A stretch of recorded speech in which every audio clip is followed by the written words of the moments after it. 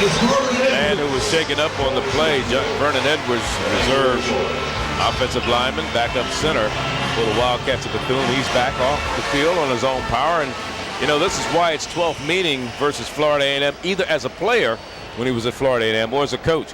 He was 0-4 against FAMU as a player.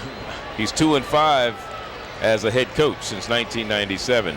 He was a player between 1966 and 69 at Bethune. Right now it's 2nd down and 9 for the Wildcats of Bethune. Here's Russell wants to go to the air. Got plenty of room on the right side. Takes off inside the 10. And right at the 10 is where he's knocked down. He'll be a yard shy. It'll be 3rd and 1. 3rd down and 1. Clock running. 12:44 to go. He started to the left. Everybody defensively went left. And then he reversed himself and had some running room around the right side. So it brings up 3rd down. That was the option pass. They've been running the option a couple times, and they come back with the option pass. So FAMU, I think, is seeing every play that the Wildcats have. They're really emptying the playbook. Well, it's your last game of your season. If you're Bethune-Cookman, you may as well let it all hang out. Here's Butler, who has 2 touchdowns, and we'll see if he got the 1st down. It was very close. Butler's a hard runner because it didn't seem like he was even close to getting that 1st down. He was able to sneak in there and get a yard or 2 maybe. The official is going to measure, see if he gets it. You know, we started to talk about some of the famous alum that came out of Florida A&M. We talked about Bob Hayes, who played for the Rattlers between 62 and 64, went on to win a couple of gold medals in the 64 Tokyo Olympics in the 100-meter dash, and he anchored the 4x100-meter relay team. He played for the Cowboys and the 49ers, and he should be in the Hall of Fame. Definitely. He should be in the Hall of Fame. Also, you had Willie Gallimore, school's all-time leading rusher, over 3,500 yards. Quinn Gray, who's quarterbacking the Jacksonville Jaguars. You talk about Earl Holmes, Pittsburgh and the Cleveland Browns. Althea Gibson, Pam Oliver, Andre Dawson, Marquise Grissom, and the mayor of Detroit, Kwame Kilpatrick. Oh, Kwame. Yeah, all former alumni of Florida A&M. FAMU has just done a great job of educating the people of Florida for an extremely long time. Bethune-Cookman College also, a lot of great athletes and just a lot of great citizens who are doing just terrific things on and off the football arena and sports. And don't forget about Jake Gaither, their legendary coach who won 23 SIAC titles between 1945 and 1969. That's domination there. Yes, it is. 4th down. Bethune going for it. They're 0-1 in this game in 4th down conversions. This will be the 2nd opportunity for them to convert a 4th down situation today. This is the biggest play of the game so far. Down by 14.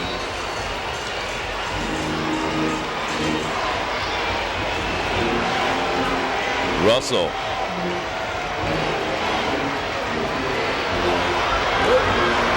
Rodney Johnson looks like he has it with room to spare. That's Rodney Johnson on the carry. Plenty of room. 1st and goal. County High School. For Rodney from Lake City, transferred out here from the University of Cincinnati. Good job by Rodney. After first contact, he was able to spin and get that 1st down because when he was first hit, he didn't have it, but he spun off and was able to fall forward for a yard or 2 and move the chains. Look at the total. Well, that's the 2nd time this year that Bethune has been in a game in which the 2 teams combined for over 1,000 yards. I should say FAMU, not Bethune, but FAMU. Here's the reverse. Option reverse. Empty the playbook. And we go in easily. Easy. Jonathan Summers with an 8-yard run. Goes wide, empty in the playbook. They're running every play that they have. They're not going to leave anything on the field. Great example of perseverance. These guys just keep coming back.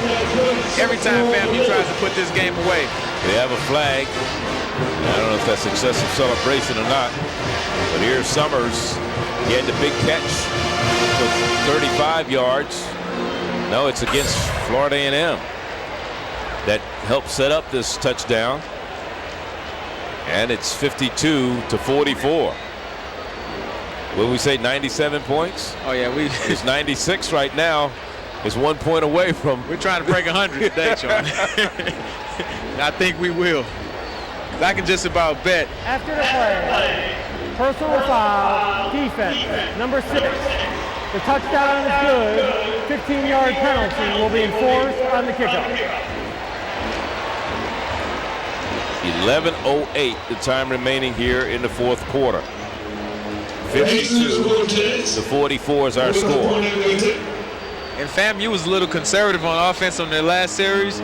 I can bet Billy Joe is going to come out slinging this ball around and trying to put more points on the board. FAMU 395 yards passing as the point after is good. And that makes it 52-45. And Jimmy Russell has his team poised 1st and 10 at their own 40-yard line. They have scored every time they've had the ball here in the second half, and they're still on their feet. Here's Rodney Johnson with a first down into FAMU territory at the 46-yard line. Rodney Johnson running well for the Wildcats of Bethune-Cookman. That's his 10th attempt rushing this afternoon. Now they're back into the 4-receiver formation, not being conservative at all, going for it. It's an inside handoff. Great run by Rodney Johnson getting downhill. First down and 10. The ball resting at the 46 of Florida A&M. A 35-yard field goal. They fumbled once, and then 3 straight touchdowns that put them within 7 of Florida A&M. Here's Rodney Johnson again. Rodney cuts it back and gets another first down to the 29. This offense has been on fire since Jimmy Johnson has came in. I'm sorry, not Jimmy Johnson. Since Jimmy Russell has come into this game with that long pass. Whole second quarter, the second half, I mean, you can see Rodney just going downhill. You have to wonder if fatigue is starting to set in on FAMU's defense. Well, you said that earlier. You said that earlier. You know, they were being too conservative, number one, and then Bethune with these long drives can take a toll. They really can. Especially when you're going from chasing down the quarterback to also playing the option. That's extremely hard. Rodney Johnson again. They keep him pretty much in check that time. I tell you what, they're set up for the play-action pass after those 3 hard runs up the middle. They're setting them up, huh? It's setting them up. Coming up with the stop for the Rattlers of Florida A&M was Brandon Finney, senior linebacker out of Miami. See Mr. Finney there, number 59. Keep in mind, Bethune-Cookman has never beat FAMU 3 times in a row, and they've beat them the last 2 years. So this would be unprecedented if they could win this 3rd game. And it would keep them at 2 games over 500 for the season. Here's Rodney Johnson again. It's the Rodney Johnson show on this drive. You don't fix it if it ain't broke, Charlie. That's right, and Rodney has another first down. So Rodney has carried the ball just about every play on this drive. This will be the 5th play of the drive coming up. And it's been all Rodney Johnson bringing it down the field. And I probably give it to him again. This drive, remember, started at their own 40-yard line. They've driven down to the 12-yard line, and he's picked up 48 yards on this drive. 4 carries for Rodney. Now the big guys up from Bethune-Cookman, excellent job. I mean, he's not getting touched until he gets into the secondary past the linebacker. Both teams with 25 first downs, and it's the quarterback option. And here's the touchdown. Great job. Bethune-Cookman, they're 1 point away from tying it. Cortez can make the determination. Jimmy Russell. And if you relate that to a boxing match, that's just a jab, jab, jab, jab, and a right cross. They just kept punching him with Rodney Johnson. Then they came with the fake, and he just rolled out to the right side. And of course, everybody goes for Rodney Johnson. He carried the ball the last 5 times. Jimmy Russell with that speed is able to turn the corner, duck his head, and get into the end zone.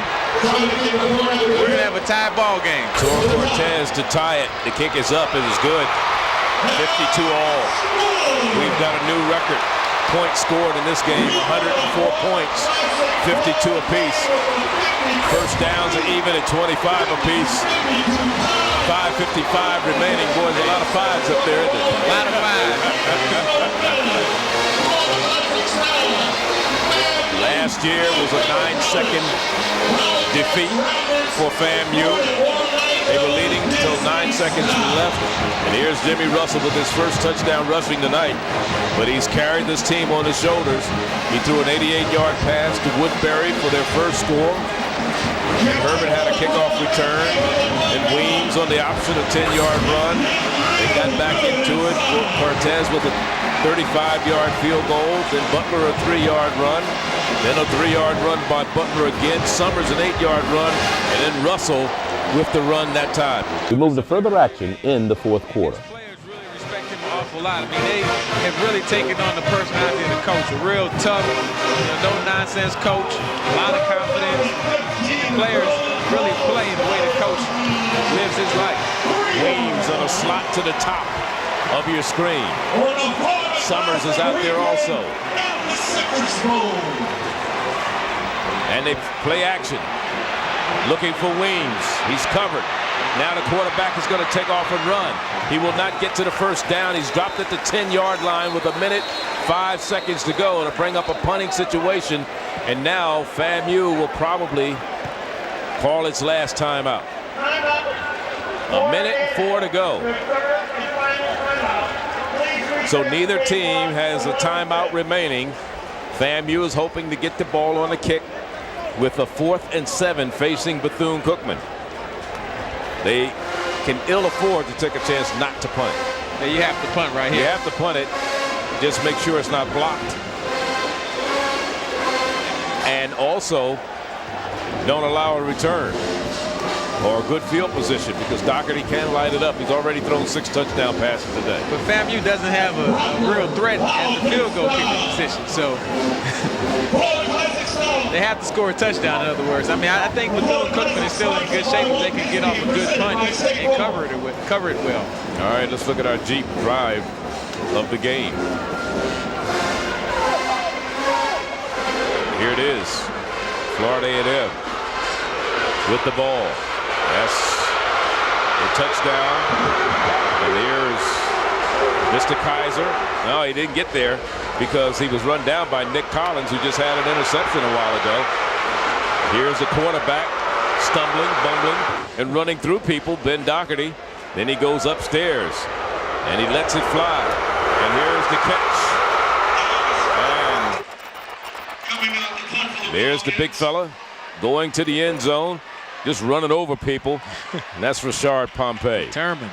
That was a drive of the game presented by Jeep. So the punting situation, only the second time today that Bethune has punted. Oh, high snap. And he just gets it away. Great punt. Good just gets it away. And it goes out of bounds. Let's see where they mark it out of bounds. Walking. Wow. He's still walking. He works off the referee. Look at Alvin. Alvin's going to have a heart attack. Where's he going? The 35-yard line. Alvin's going to have a heart attack. Wow. Of course, from this angle, we can't see exactly where that ball went out of bounds. I wonder if we have an end zone shot of that to maybe see. Coach Wyatt is right there. I mean, it's along his sideline, so you know he can tell. Yeah, but it's a high snap. 58 ticks to go. 58 seconds to go. Regulation time. See, we don't know where it went out. I still don't know where it went out. Doherty with the ball. Pressure. Backside. Great play. Good speed. Boy, look at the speed of that young man. We talked about him just a moment ago. Kirk Blaine. He came from a long way to track down Doherty. 42 seconds to go. And when you can get a sack on the first play of a 2-minute drive, you have a great chance of keeping them out the end zone. 2nd and 12. No timeouts remaining for either team. Doherty straight up the gut, and he's brought down. Wow. 26 seconds to go. Travis Rowland. If he misses that tackle, he may score. 18 seconds in regulation time. Still running. 3rd down. 11. Pressure once again. Sacked. 4th down. We go to overtime, Charlie. Is that Kirk Blaine again? No, that's big number 99 with the stop on the defensive side of the ball. Alex Saunders. Wow. defensive possession by the Bethune-Cookman Wildcats. Doherty, 6 touchdown passes today. Look at the grass stains on that orange shirt. You can't really tell how many times he's been hit and bumped around, but these guys, they've really stepped it up. Here, Saunders just turns the corner beautifully on the 3rd down sack, and that's it. It's overtime. Bethune-Cookman, I would like to think, has the momentum going into overtime after that performance just now. Through education, we find value. Innovation is born. Understanding is developed. Ignorance is removed. Unmasking by revelation, new knowledge that enlightens our thinking, expands our minds, catapulting us from apathy to action. Education increases our mental capacity. It crushes the thing that prevents us from becoming who we were born to be, who we are in essence. Immeasurable beings, intelligent beyond imagination, with worth and dignity. And through education, we also discover a force in our lives not always obvious. It's power, omnipotent. The power I speak of is self-worth. And when a value is placed on accomplishment through education, a new person is born with both magnitude and significance, shedding the skin of ignorance with a ray of unlimited hope.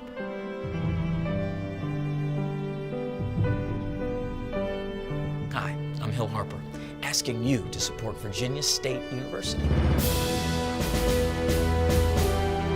Building a better world since 1882.